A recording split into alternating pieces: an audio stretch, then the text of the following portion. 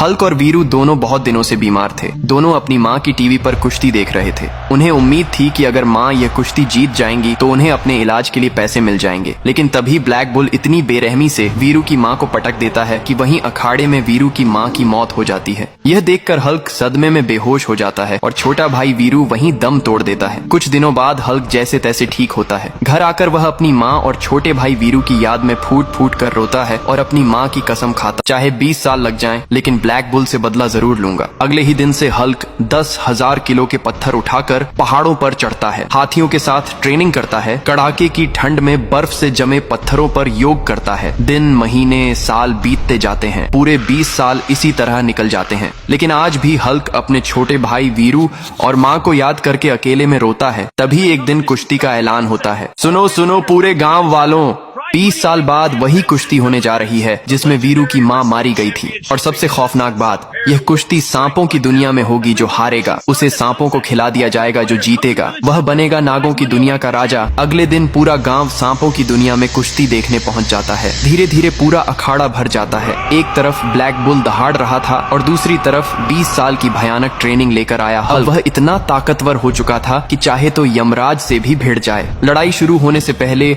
Hulk की आंखों से आंसू गिरते हैं और वह कहता है, आज तक किसी ने मेरी माँ और मेरे छोटे भाई वीरू के लिए लाइक सब्सक्राइब करके कमेंट में मान नहीं लिखा। लड़ाई शुरू होती है।